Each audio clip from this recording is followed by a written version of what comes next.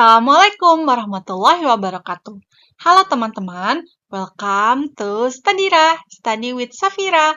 Kali ini kita akan membahas mata kuliah filsafat dan etika komunikasi yang bersumber dari buku materi pokok dengan kode SKOM 4323. Nah, materi apa aja sih yang akan dibahas? Seluruh chapternya ini sesuai dengan yang ada di buku materi Universitas Terbuka dan nantinya masing-masing chapter akan dibahas di video secara terpisah. Sekarang kita akan bahas modul pertama yaitu konsep pemikiran tentang filsafat. Di modul pertama ini terbagi atas 3 subbab, di mana masing-masing kegiatan belajar akan dibahas secara terpisah di video selanjutnya. Kita mulai ke pembahasan pertama mengenai pengertian filsafat.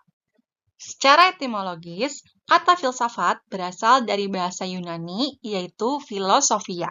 Kata ini terdiri dari 2 kata, yaitu philia yang artinya cinta, dan sophia yang artinya orang yang arif.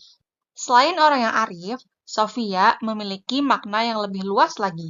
Bisa jadi pengetahuan yang luas, kebijakan intelektual, hingga kecerdikan dalam memutuskan hal-hal yang praktis. Dari bahasa Yunani ini melahirkan kata filosofi dalam bahasa Inggris yang berarti cinta kearifan atau kebijaksanaan. Sebenarnya, kita sebagai manusia pun belum sepenuhnya memiliki pengertian yang menyeluruh tentang segala sesuatu yang dimaksud dengan kebijaksanaan itu sendiri. Maka dari itu, kita harus berusaha seterusnya dengan akal yang dipunya untuk mengerti sesuatu yang dimaksud sebagai kebijaksanaan. Dari usaha-usaha inilah, para filsuf dapat merumuskan definisi dari filsafat. Setiap filsuf memiliki latar belakang dan perspektif yang berbeda-beda sehingga merumuskan pengertian yang berbeda pula. Dari perbedaan itulah, suatu pengertian dapat saling melengkapi. Nah, para filsuf ini telah mencoba untuk mengerti dan mendalami hakikat hidup dan kehidupan dengan suatu pemikiran yang mendalam. Adapun tokoh pertama yang menggunakan kata filosofia adalah Pythagoras. Pythagoras menyebut dirinya sebagai filosofos yang berarti pencinta kebijaksanaan. Nah, dari perbedaan pendapat para filsuf, ada beberapa definisi filsafat sebagai berikut. Yang pertama, filsafat sebagai sikap dan pandangan hidup, di mana filsafat dinilai sebagai suatu pedoman dalam menyikapi kehidupan. Yang kedua, filsafat sebagai metode, di mana metode dalam berfilsafat diberikan kuasa dalam menggunakan berbagai cara yang secara khusus ialah berpikir secara reflektif. Yang ketiga, filsafat sebagai kumpulan persoalan, di mana banyaknya persoalan abadi yang telah diusahakan oleh para filsuf untuk diselesaikan, ternyata belum juga diselesaikan, sehingga tetap menjadi persoalan sepanjang manusia hidup. Yang keempat, filsafat sebagai sistem pemikiran, di mana dalam sejarah filsafat telah dirumuskan sistem-sistem pemikiran dari Thales, Socrates, Plato, Aristoteles, dan filsuf lainnya. Tanpa adanya para filsuf tersebut, filsafat tidak dapat berkembang seperti sekarang. Yang kelima, filsafat sebagai analisis logis. Hampir setiap filsuf menggunakan metode analisis untuk dapat menjelaskan istilah maupun pemakaian bahasa. Analisis pada arti bahasa menjadi tugas pokok dari filsafat.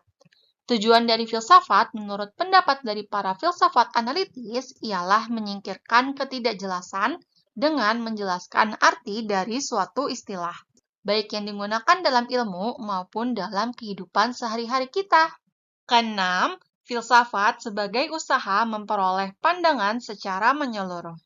Filsafat mencoba untuk menggabungkan kesimpulan-kesimpulan dari berbagai macam ilmu maupun pengalaman manusia menjadi sebuah pandangan dunia yang menyeluruh. Dengan demikian, dari kumpulan definisi filsafat tersebut, secara garis besarnya dapat disimpulkan bahwa filsafat merupakan suatu wujud pemikiran manusia tentang segala hal dengan meninjau penyebabnya menggunakan kekuatan akal manusia. Adapun objek kajian filsafat ialah segala hal mengenai realitas, baik yang terlihat maupun yang tidak terlihat. Objek kajian filsafat didekati dan dicari-cari sebabnya yang terdalam, hingga menemukan hakikat atau esensi dari objek tersebut. Hakikat dari sesuatu tersebut perlu memiliki sifat-sifat, seperti sifat umum, sifat abstrak, dan sifat mutlak. Bedanya apa aja sih? Jadi, kalau sifat umum itu berarti bisa diimplementasikan secara luas. Kalau sifat abstrak, tandanya tidak dapat dilihat dengan panca indera, hanya melalui akal kita saja. Sedangkan sifat mutlak berarti harus terdapat pada suatu hal sehingga hal tersebut menjadi ada. Nah, kalau dalam kamus filsafat, filsafat itu bisa didefinisikan ke dalam 3 hal. Yang pertama, filsafat adalah usaha spekulatif dalam menyajikan sebuah pandangan sistematik dan lengkap mengenai seluruh realitas. Yang kedua, filsafat adalah usaha dalam menggambarkan hakikat realitas akhir. Dan yang ketiga, filsafat adalah penyelidikan kritis pada asumsi-asumsi yang diajukan oleh berbagai bidang pengetahuan.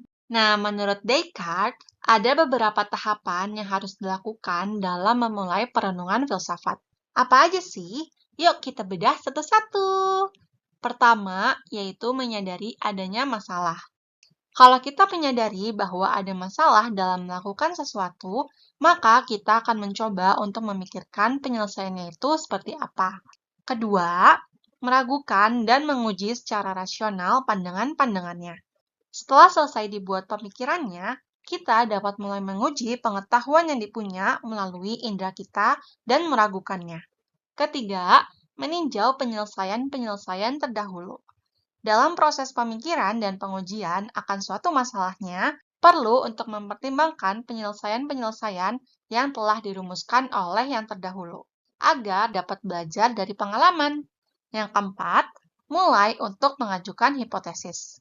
Kelima, menguji konsekuensi yang mungkin dapat terjadi dengan memverifikasi hasil hipotesis yang telah dilakukan. Dan yang terakhir adalah menarik kesimpulan berdasarkan penyelesaian-penyelesaian dalam masalah tersebut. Kesimpulan yang didapat ini dapat menjadi masalah baru untuk kemudian diujikan kembali. Oke, demikian pembahasan mengenai subbab pertama, yaitu pengertian filsafat. Untuk subbab kedua akan dibahas di video selanjutnya ya. Bagi teman-teman yang ingin review materi, aku sediakan latihan soal gratis yang bisa teman-teman akses di description box di bawah video ini. Semangat terus untuk menambah wawasannya. See you on the next video. Wassalamualaikum warahmatullahi wabarakatuh.